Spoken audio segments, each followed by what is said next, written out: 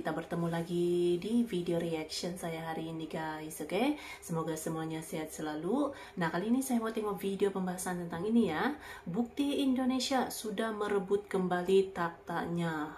Bagaimana Indonesia sekarang gitu, pengaruh besarnya ya. So, jangan lama-lama lagi, mari sama-sama tengok video ini. Let's go. This is the same story of incredible transformation that we have seen across the region. Indonesians for decades have been building domestic and democratic institutions to govern their vast chain of more than 13,000 islands. Since the 1990s, Indonesia's people have lifted themselves from poverty to become one of the fastest growing nations of the G20. Salah satu negara yang paling cepat perkembangannya. Ini dari Donald Trump ya, sendiri ucapan dari Donald Trump. And that is very impressive.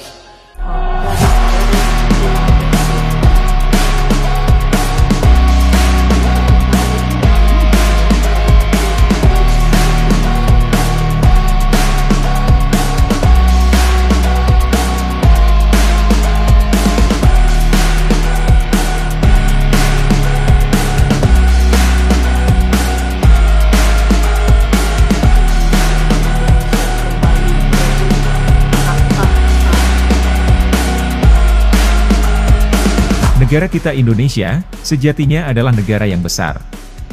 Namun kiprah kejayaannya telah lama hilang dan tenggelam akibat dari berbagai macam konflik internal dan eksternal di tahun 60-an. Barulah sekarang Indonesia mulai bangkit dari tidur panjangnya, untuk sekali lagi menjadi salah satu dari kuasa besar dunia. Banyak dari kita tidak paham dengan dinamika perpolitikan dunia. Namun kami selalu semangat dalam memberikan informasi, agar kiranya lebih banyak dari kita yang sadar dan dapat merasakan, bagaimana rasanya hidup di zaman yang katanya Indonesia pernah dipandang oleh dunia. Berikut kami sajikan bukti, bahwa negara tercinta kita Indonesia sudah merebut kembali tahtanya, sebagai negara yang besar dan dipandang oleh dunia internasional. Dipandang dunia internasional.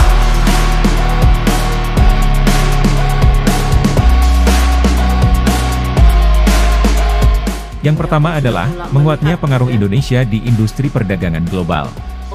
Negara mana yang tidak mengenal Indonesia? Negara kita sangat berpengaruh di industri global dan menjadi salah satu negara rantai pemasok bahan baku ke seluruh dunia. Presiden Jokowi pun pernah mengetes apabila bahan baku tersebut di-stop dari Indonesia. Ternyata banyak sekali negara yang sudah memiliki ketergantungan pada negara kita. Dan benar saja, Indonesia mulai memainkan peran dalam meningkatkan intervensi kepentingannya kepada negara yang ditargetkan. Sudah banyak negara yang tidak dapat lagi menganggap enteng negara kita. Terlebih apabila tidak memiliki hubungan yang baik, maka jangan harap akan mendapatkan sesuatu yang lebih. Untuk itu kita jangan heran, apabila banyak negara terpaksa harus melebarkan senyumnya, apabila menjalin hubungan diplomatik dengan negara kita, walaupun Indonesia sedang melakukan intervensi kepada negara-negara tersebut. Tidak hanya sampai di situ, Indonesia pun siap melakukan perang dagang apabila ia dirugikan dalam melakukan kerjasama ekonomi. Dan perlu diingat, ini masih dalam tahap awal. Indonesia akan terus memberikan pengaruhnya yang lebih besar pada ekosistem perdagangan global. Membuat negara lain bergantung pada kita. Sebetulnya ini sudah beberapa kali saya cek, siapa sih yang tergantung pada kita, ternyata banyak sekali. Begitu batu bara, kita stop 2 minggu saja, yang telepon ke saya banyak sekali. Kepala negara, Perdana Menteri, Presiden, oh ini tergantung. Cuma 1 bulan gitu ya, tergantung banyak sekali. Saya kaget juga. Urusan batu bara. Begitu juga minyak, CPO. Yang kedua adalah, dipercayanya Indonesia menggelar berbagai event akbar internasional. Indonesia semenjak dipimpin oleh Presiden Jokowi, telah menjelma menjadi raja daripada event. Negara kita akan menjadi kandidat yang sangat kuat dan sulit dikalahkan apabila menyodorkan proposal menjadi tuan rumah. Ini menandakan bahwa Indonesia memiliki kesiapan yang lebih matang daripada kandidat lainnya. Jika hanya berpikir itu hanya giliran, jelas adalah kesalahan besar. Karena sejatinya negara yang dipilih menjadi tuan rumah, sudah jelas memiliki kesiapan infrastruktur, ekonomi, serta stabilitas politik dan keamanan yang lebih mapan. Tunggu dulu, pasti ada yang terlintas di pikiran teman-teman tentang pembatalan Piala Dunia U20. Mungkin ada yang susah menangkap, bahwasannya Piala U20 itu sudah direncanakan dibatalkan jauh sebelum dari yang kita duga. Tepatnya di hari setelah tim Israel lolos untuk mengikuti ajang tersebut. Menurut analisa kami, tentu saja ini adalah kesepakatan antara kedua belah pihak. Dalam hal ini tentu saja FIFA dan Indonesia.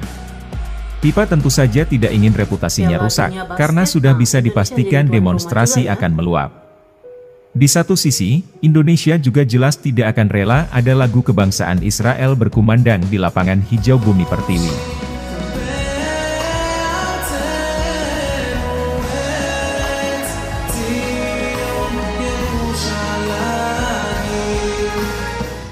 Bukti nyatanya adalah, Indonesia tidak diberikan sanksi oleh FIFA, yang pada regulasinya ini sungguh di luar nalar.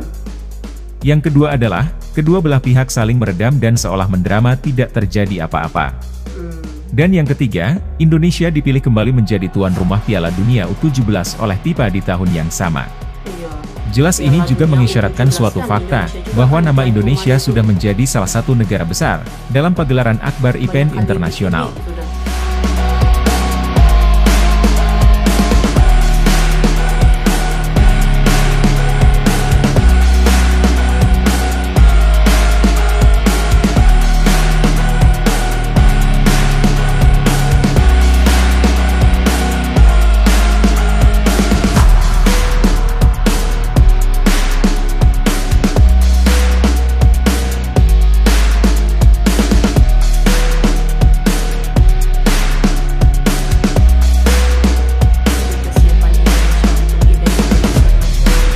Yang ketiga adalah, Indonesia dijadikan kunjungan luar negeri pertama, bagi banyak para petinggi negara setelah dilantik.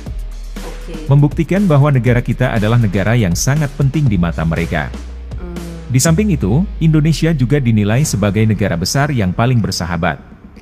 Walaupun hanya kunjungan, namun itu sangat bermakna dan juga dapat kita artikan sebagai ketenaran nama baik Indonesia di mata internasional.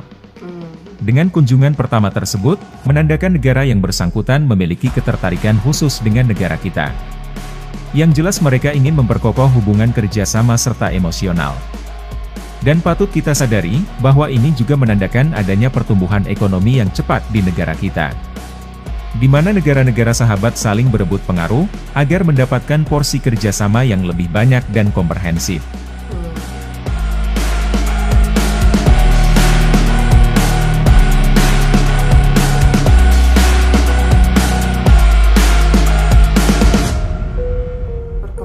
Sekarang ini sudah sangat ini gitu kan, sudah sangat meningkat, sangat berkembang gitu.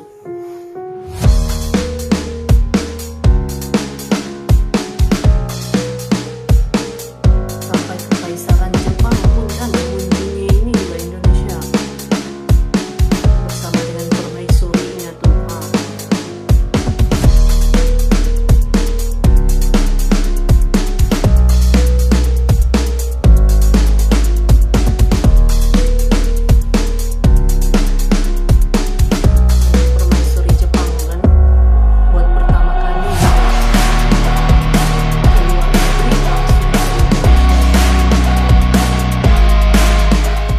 Yang keempat adalah, nyaris tidak pernah absen dalam acara elit kenegaraan bergengsi dunia. Negara kita sekarang sudah turut ambil bagian dalam kelompok negara-negara kuasa besar dunia. Dan hal yang paling mengesankan ialah, Indonesia begitu diperhitungkan kehadirannya. Bahkan di beberapa perkumpulan yang tidak ada namanya dalam daftar keanggotaan, Indonesia kerap diundang sebagai tamu kehormatan. Ditambah dalam forum tersebut, Presiden kita selalu berada pada posisi tengah depan, berdampingan dengan kepala negara tuan rumah atau presiden negara besar lainnya. Begitu trendingnya negara kita di panggung dunia, sehingga penyambutan setiap kedatangan presidennya pun selalu dibuat meriah dan sedikit berbeda dari kebanyakan. Ini mengingatkan kita pada zaman era keemasan Presiden Soekarno, yang dimana kedatangannya ke negara lain, mendapatkan antusiasme yang luar biasa.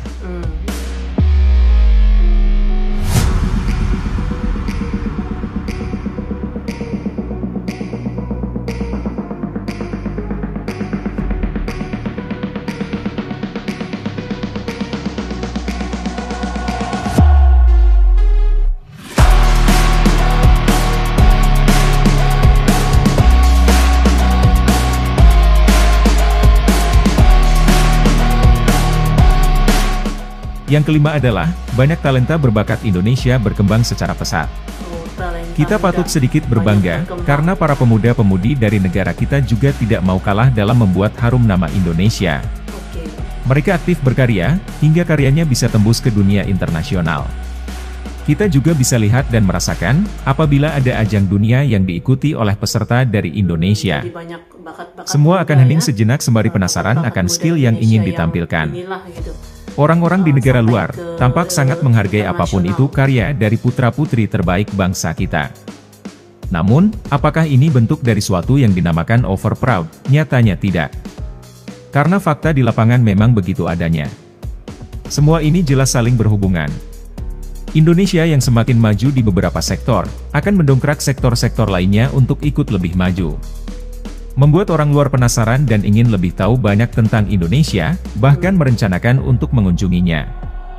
Entah itu ingin mempelajari sesuatu, atau hanya sekedar berlibur mencari suasana baru yang eksklusif, dengan keramah tamahan penduduknya. Sebenarnya masih ada beberapa poin yang ingin kami sampaikan. Namun untuk sesi ini, sekian dulu yang dapat kami hadirkan. Jika ada yang ditambahkan, silakan teman-teman tulis di kolom komentar. Sekian dulu video dari kami, mohon bantu dengan subscribe, like dan komen, guna meningkatkan algoritma video. Sehingga Oke guys, dari tadi ya videonya ini Indonesia saat ini gitu ya, bagaimana perkembangan pesatnya tuh mampu membuka mata dunia gitu. Bukan hanya diberikan kepercayaan untuk event-event internasional, tapi juga semakin dipandang, semakin diperhitungkan gitu ya. Banyak diundang di event-event penting internasional gitu. Seperti contohnya waktu G7 gitu ya, pertemuan G7 pun walaupun Indonesia bukan ahlinya gitu ya, bukan anggota G7, tapi diundang untuk menghadiri pertemuan G7, lepas tuh KTT Bridge lah. Jadi dunia internasional memang sangat memandang Indonesia gitu ya, dengan perubahannya yang sangat besar, perkembangannya yang sangat pesat gitu. So terima kasih banyak sebab kamu sudah menonton video ini. Jangan lupa macam biasa untuk support channel saya dengan subscribe, like video ini, dan jangan lupa untuk komen juga. Oke? Terima kasih banyak dan kita jumpa lagi di video seterusnya. Assalamualaikum.